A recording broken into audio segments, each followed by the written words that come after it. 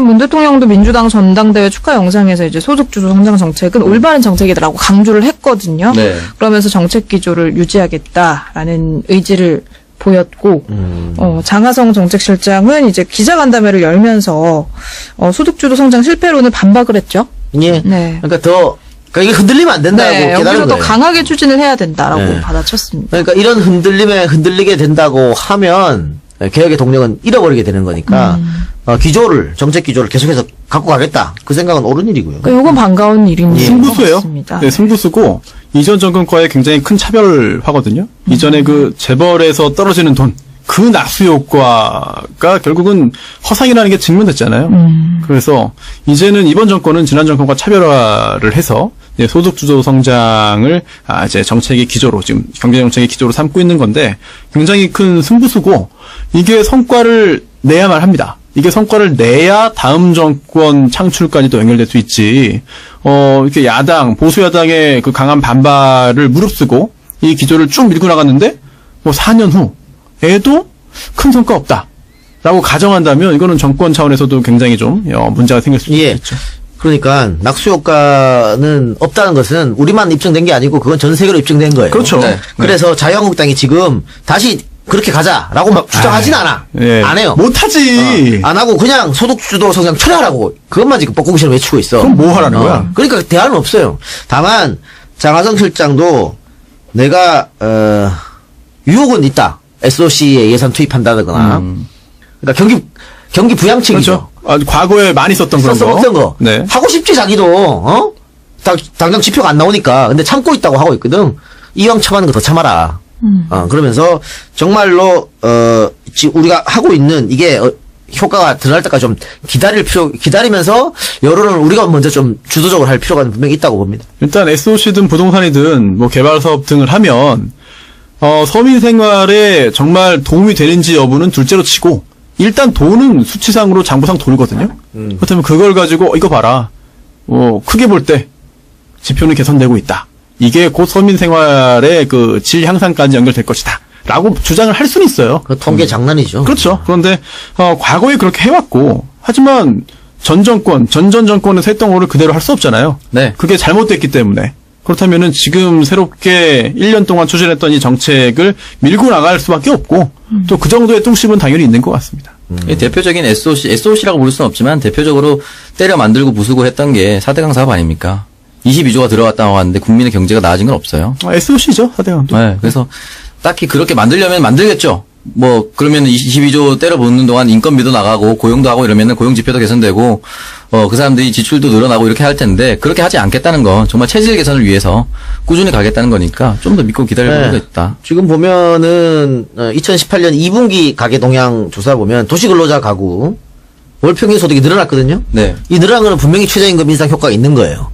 그리고 왜 그러냐고 하면 이거 자세히 들여다보면은 결국은 근로소득이 늘어난 거기 때문에 이렇게 된 거야. 그래서 부자한테 들어간 돈은 나오지 않아요, 다시. 그냥 자기들 창고에 쌓아놓는 거지, 금고에다가. 뭐 걔들이 R&D 투자하거나 고용 창출을 할 일이 없으니까. 지금 이재용이가 하겠다고 했지만 한번 두고 보라고. 어떻게 되는지. 결국은 잘 안 한다고. 근데 가난한 사람한테 들어간 돈은 반드시 나오게 돼 있습니다.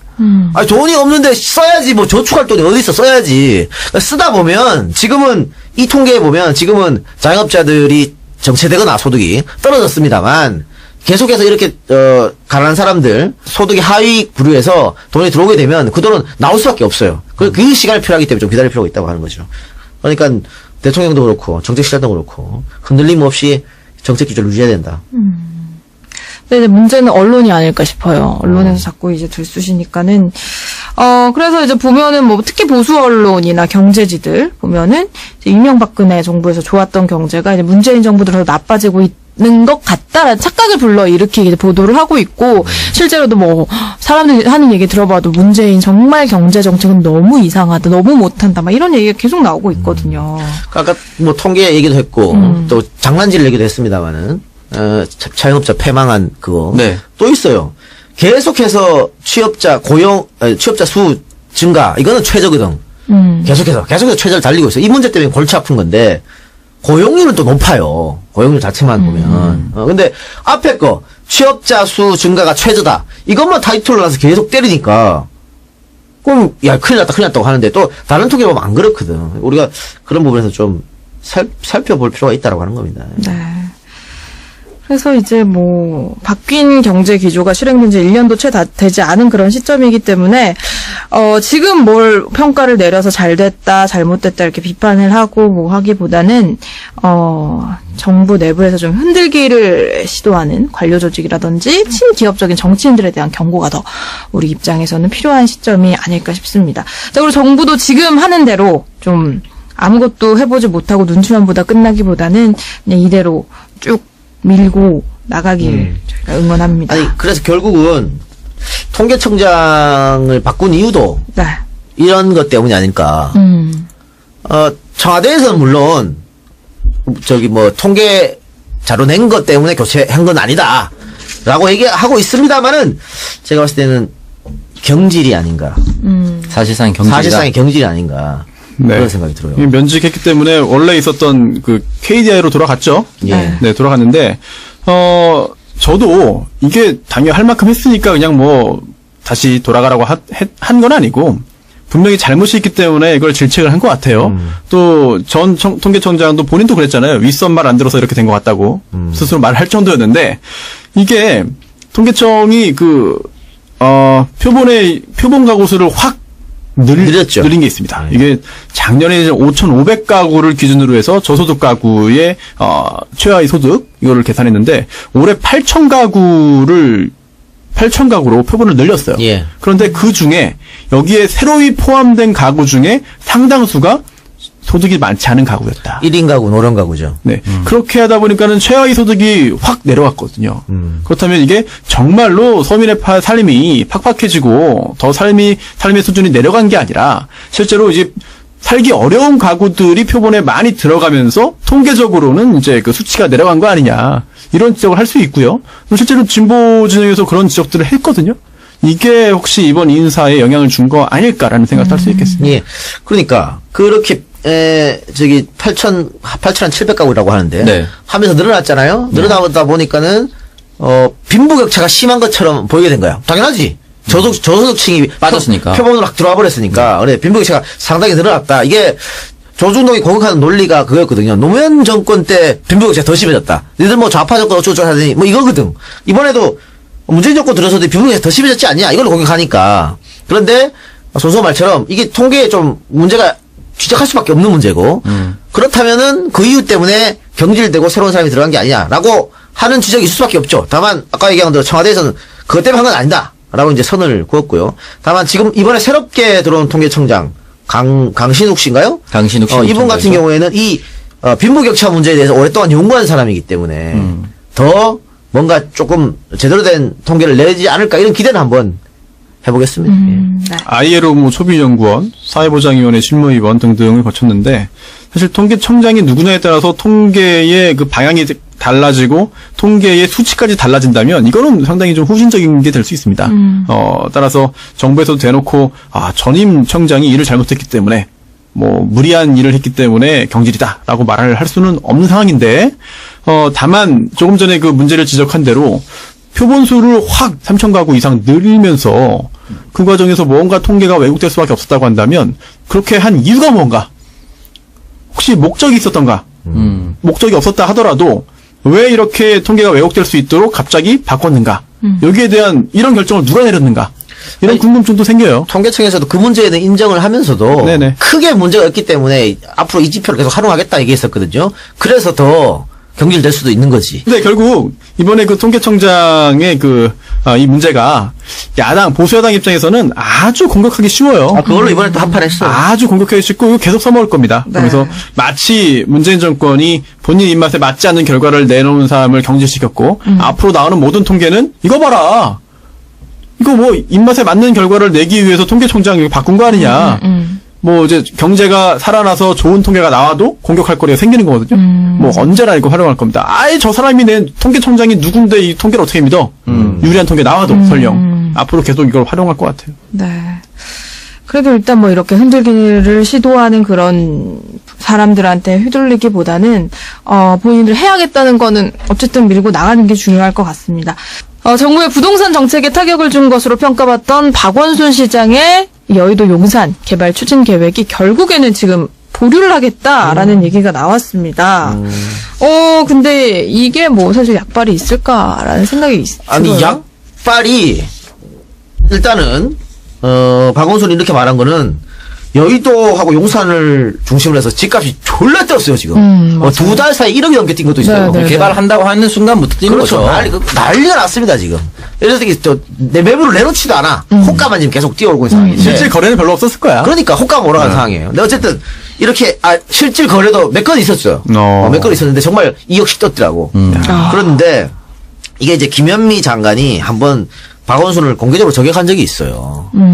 건축 규제는 국토부 소관이다. 이런 국토 거죠. 소관이기도 하고, 네. 이런 개발 얘기할 때는 결국은 우리하고 얘기를 해야지, 그렇게 얘기하면 되냐고. 물론 이런 식으로 얘기는 하진 않았죠. 부드럽게 얘기했습니다만은. 긴밀히 협의해야 된다고 이렇게 얘기를 했어요. 얘기를 했고, 네. 박 시장도 결국은 집값이 막 무리하게 뛰고 막 이러니까, 네. 아차 싶었지. 네. 이게 그래서? 뭐냐면 7월 23일입니다. 그게 국토교통위에서 여의도와 용산이 다른 지역에 비해 부동산 상승세가 두드러지게 나타나고 있다. 그래서 이런 개발은 도시 계획적인 측면도 있지만 정비 사업적으로 고려할 것이 많아서 종합적으로 검토해야 한다. 라고 니 혼자 달리지 마라. 라는 그래요. 숨은 뜻을 얘기한 거죠. 예. 네. 그리고 이게 더 중요한 게 뭐냐면, 여의도 용산이 뛰니까, 다른 지역으로 퍼지면서 같이 서울이 뛰고 있단 말이야. 네, 그 사람들 또 이주도 해야 되고 다른 곳도 기대감이 생기고.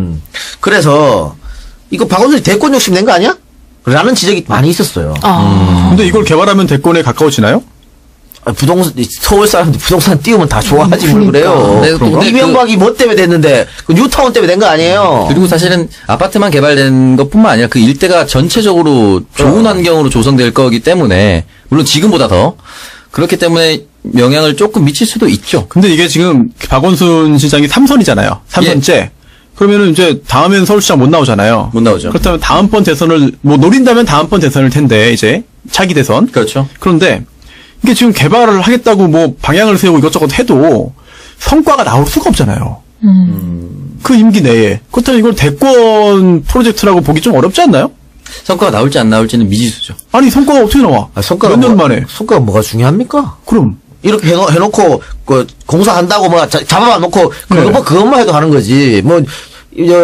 이명박이가 뉴타운으로 당선되고, 그때 총선에서 한나라당이 싹쓸이 할 때, 성과가 있었어요? 이명박은 천개천이라도 했지 그래도 그러니까. 만들긴 했잖아 성과를 설과물을. 그런 얘기가 있었어. 그래. 어쨌든. 근데 저는, 박원순이 그래도 다행스럽다라고 생각하는 게, 멈춰서 딱 멈추잖아. 이렇게 비판이 막 들어오고, 정부에서도, 저는 김현미 장관뿐만이 아니고, 다른 또 정부 관계자하고 이야기를 했을 거라고 봐요. 그러니까 탁 멈춰서, 그럼 안 하겠다. 이것도 쉬운 일이 아닙니다, 사실은. 이게 꺾는 거 쉽지 그럼 않습니다. 절대 쉬운 일이 아니에요. 본인 입장에서는 어떻게 보면 좀 흠이 될 수도 있는 거니까. 그러니까 멈춘다는 것 자체가 애초에 잘못됐다는 걸 함의할 수도 있기 때문에 쉽지 네, 않습니다, 정말. 맞아요. 근데 그거를 에라 모르겠다고 못 먹어도 고하면 그런 인간들 많죠. 수습 안 되는 상황이 발생해요. 오세훈이 그 당이랑 상의도 안 하고 못 먹어도 고해가지고 무릎 네. 꿇고 지랄하는 바람에 서울시장이 주민투표. 당선된 거 아니에요. 맞아요. 네. 예전에 안상수 시장 할 때 인천? 노무현 대통령이 지지한다 해서 인천 아시안 게임인가 갖고 와서 다 말아먹지 않았습니까? 그런 네. 겁니다. 인천 어떻게 하나 모르겠다 진짜 정말. 지금 잘 되고 있지 않습니까? 뭐가요? 지금 인천시장님 좋지 않아요? 오 그렇긴 하죠. 네. 시정은 모르겠는데 예전에 해놓은 게 너무 커서 이게 어떻게 수습이 될지 모르겠어요 정말. 그러니까 박원순님은 대권 어쩌고저쩌고 한 거는 지금 연속으로 한 3개가 있어요. 그 취임하자마자 그 강북에 가서 2달 살았잖아요. 옥탑. 네. 그 월세 옥탑방. 100만 원이거든. 100만 원짜리 옥탑방 말이 되냐 뭐 이러면서 지금 내가 살고 있는 오피스텔보다 비싼데. 결국은 쇼다. 네. 근데 왜 그런 쇼도 해볼 필요가 있다는 얘기가 있잖아요. 네. 근데 그 쇼도 결국은 대권 노린 거고. 그 다음에 이제 여의도 용산 개발 이거 또 하나는 뜬금없이 또 안정 판결했던 법원을 저격했거든. 그것도 역시 대권 노리는 거 아니냐. 대권에 도움이 돼요 그게? 그렇게 김진표는 뭐 자기가 그 이재명 욕하고 그러면 도움이 된다고 생각하고 했을까요? 안 된다고 생각했을까요? 당연히 이게 승부수다. 그래요. 이거 하면 된다. 그래요. 이게 당대표의 지름길이다. 그래요. 라는 오판을 한 거죠. 그래요. 박원순도 그럴 수 있죠. 음. 왜냐면 지금 봐요. 진보 성향의 신문, 보수 성향의 신문 네. 다 재판 잘못했다고 비판하고 있어요. 그렇게 보여. 아 그래요? 또 여성가족부에서도 지랄하고 있지. 그렇게 보인다니까. 아니 여성가족부가 왜 도대체 판결한테 그래? 판결을 가지고. 그리고 박원순 시장 뭐 저는 박원순 시장 뭐 사안에 따라서 비판하는 것도 있고 아닌 것도 있고 뭐 그렇네요. 제가 보니까 스스로를 봐도 뭐 크게 뭐 관심은 없습니다만 그 월세 100만 원은 또 이렇게 또 옹호할 수 있을 것 같아요. 알아봤더니 이렇게 한 달짜리 임대를 안 준대요. 집주인들이. 매우 번거롭고 귀찮고 하기 때문에 아우 한 달은 됐어요. 안 돼요. 단기 안 돼요. 그러다 보니까 결국은 좀 더 주고 구한 거다. 예? 물론 한 달 100만 원짜리면 그럼 안 하면 되는 거 아니냐? 안타깝게도 라고 말을 할 수 있지만 200만 그렇진 않은 원입니다. 거죠. 200만 원이야? 네. 200만 원입니다. 네. 아. 아니 그래서 그거는 뭐 충분히 뭐 이해할 만한 부분도 있는 것 같아요. 그리고 결과적으로 볼 때 처음에 왜 하냐 했지만 특히 어르신들 사이에서 아유 그래도 이렇게 열심히 좀 겪어보려고 하는구나라는 의외의 또 긍정적인 여론이 있었어요. 어르신들 사이에서. 네. 아니, 저는 쇼라고 생각하는데. 아니 정치인들은 쇼 하는 거지. 아니, 그러니까 쇼라고 생각한다고 하는데, 훌륭한 쇼다. 네. 필요한 쇼다고 봐요. 그럼요. 다만, 예. 그 월세를 200씩 주고 한 거는. 네. 아니 너무 직방에서 현실과 분노할 일입니다. 맞아요. 직방에서 얼마나 열받을 줄 알아요? 현실과 엄청 차이가 나지. 어플 안 하면 겨우 200짜리 월세보다 훨씬 싼 걸 구합니다. 제가 사가정에서 월세 30에 살았어요. 여름에도 해봤으니까 한겨울도 한번 해봐야 될 것 같아요. 3개월에는 못 할 겁니다. 한겨울 되게 추워. 네. 여름인데 힘들지 않아요? 옥탑방? 아니 겨울이도. 겨울이 힘들죠, 겨울이. 뭐 추운데. 똑같긴 한데. 예, 똑같긴 한데. 여름이 더 힘들 것 같은데. 여름 나름 힘들고 겨울 나름 힘들고 그렇습니다. 그래서 서울의 집값을 잠 재울 수가 있을지가 또 하나의 문제입니다. 아, 서울 집값 못 잡아요. 부동산 가격은요, 뭐 정책으로 잡고 안 잡고 할 못 수가 잡아. 없는 것 같아. 아무리 봐도. 이거를 잡겠다고 하고 무슨 뭐 억제책을 쓰는 순간 오히려 더 튀어오르지. 그러니까 이게 사람들이 그걸 안 거야. 정책으로 안 잡힌다는 걸. 그리고 그냥 두고 보자 하고 기다리면은 결국은 뛴다는 걸 아는 거지. 그렇죠. 예. 그리고 이게 뭐 보수 정당의 생각이다라고 비판을 할 수도 있겠습니다만 결국 이 집이라는 것도 실제로 거주하는 목적도 있지만 투자 수단으로서의 가치가 있는 거잖아요. 현재 우리나라에서의 서울의 집은 게다가 좀 더 범위를 좁히자면 강남으로 보자면 그렇다면은 공급이 제한돼 있으면 당연히 가격이 오를 수밖에 없습니다. 근데 뭐 이런 건 있죠. 빚내서 집 사라 해서 무리하게 막 했던 사람들 많잖아요. 네. 그거는 싹 사라졌지. 네. 예. 그건 싹 사라졌는데, 여러 가지 투기 과열지구 결정하고 이런 정책으로 집값이 획기적으로 내려오고, 이거는 어렵다고 또 봅니다. 획기적으로 갑자기 가격이 확 내려가면 그것도 문제예요. 갖고 있는 사람은 그렇죠. 집 한 채 갖고 있는 왜냐면 지금 사람. 융자를 상당 부분 내서 집을 가지고 있다. 그런데 갑자기 시가가 내려간다? 또 이율이 올라간다? 이러면 사실 가계를 유지하는 게 쉽지 않은 충격파가 오거든요. 그래서 어쨌든 박 시장이 이런저런 비판에 직면하고 또 정부하고의 발도 안 맞았으니까 그걸 전격적으로 수용하면서 철회했잖아요. 철회하면서 또 공공임대주택 이 정부의 기조와 맞는 거죠. 네. 그걸 늘리겠다. 네. 또 서울에 있는 많은 빈집을 서울시에서 구입해가지고 그거를 그렇죠. 임대주택으로 바꾸겠다. 네. 이런 거 발표 같이 했거든요. 이거는 본인의 잘못을 인정하는 거기 때문에 쉽지 않은 건데 이건 아주 좋은 거라고 봐요. 이런 모습 보여주는 게 어떤 뭐 결과물 내고 토건 사업하는 것보다 오히려 대권에 도움 될 겁니다. 이런 유연한 사고를 보여주는 게. 저는 뭐 박 시장 가만히 있어도 선두주자로 앞서가지 않을까. 뭐 저기 경쟁하던 주자들이 다 스크래치 입었으니까. 네. 그러니까 근데 조바심을 내면 안 되는데 본인이 조바심을 낼 수도 있고 주변의 참모 중에 아니요, 보통 참모들이 이상한 소리를 해요. 그러니까 참모들이 본인 공적을 내세우기 위해서 왜냐면 그들도 자체 경쟁이거든요. 예. 뭐 1등 공신이 되기 위해서 이게 괜찮습니다. 이거 한번 하시죠. 서로 경쟁을 하면은 사실 아무리 훌륭한 사람이라도 눈이 어두워지고 판단이 흐려져요. 이재명이 지난 대선 경선 때 뽕 맞았다고 스스로 밝혔거든요. 그것도 참모가 한 거야. 무슨 뽕? 이긴다는 뽕. 대선 경선 이재명? 나가면 그래. 정치뽕이라고 하죠, 그때. 아이씨. 아니 그렇게 정치 오래 한 사람도 그렇게 됩니까? 이번에 김진표도 네. 김진표가 판단해서 그렇게 하지 않았겠지. 참모 중에 누가 이거 하면 이길 수 있습니다. 이렇게 해서 한 거예요. 옛날에 드루킹이네. 경남도지사 김두관이가 박차고 나왔을 때도 대선 된다. 문재인 이긴다고 생각하고 나온 거야. 멀리 찾을 필요 없이 내가 조경태 이긴다고 생각했다니까. 뭘 멀리서 찾아. 나도 이긴다고 생각했어요. 진지하게요? 네, 난 진짜 정말 진지했다니까요. 술한 연설문 쓰려고 하고 있었다니까. 어떻게 해야 되나, 이제. 감당이 안 되는데, 삼선 나한테 이기면. 막 무슨 사진 찍어 보내면서 나 진짜 될 것 같아. 단체방에 올려주세요. 단체방에 정말 그거 올려주세요. 캡처해서 올려드리고 싶네요. 올려주세요, 정말. 그거 아니, 그리고- 보면서 정치 차리게. 후보는 휴대폰을 보통 맡겨놔요. 누구한테요? 비서나 아니면 수행원이나 같이 다니는 사람들.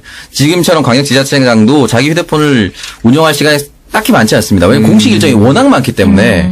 그러면은 본인 스스로가 민심을 체험하고 그 이야기를 들을 수 없는 공간으로만 돌다 보면 주변 참모 이야기를 귀담아 들을 수밖에 없습니다. 참모를 잘 둬야 되는 이유지만 참모에게서 결코 자유로울 수 없는 것 역시 정치인의 현실입니다. 그래서 비선이 나오는 거죠. 아니, 물론 모든 진솔하게 사람이 얘기해달라는 아니, 사람. 모든 사람이 아무리 똑똑하고 착하고 정말 대단한 능력이 있어도 혼자 모든 걸 못합니다. 특히나 이런 중요한 못하죠. 자리에 있는 사람이라면 더더욱 그렇거든요. 그런데 어떤 참모를 옆에 두느냐도 능력이에요. 예, 결국은 본인 책임입니다. 본인이 짊어지는 거고. 솔직히 말해서 그 어떤 참모도 자기 정치 욕심을 안 보이는 사람 없다고 봅니다. 아, 당연하죠. 그러니까 그게 리더 역할이죠. 그럼요. 사인만 네. 하더라도 잘하는 사인을 해야 되는 거지. 그게 리더고 리더의 자질인 거죠. 결국 책임은 본인이 지는 거예요. 그럼 예. 본인 제어하죠. 자기 참모한테 책임 넘길 수 없습니다.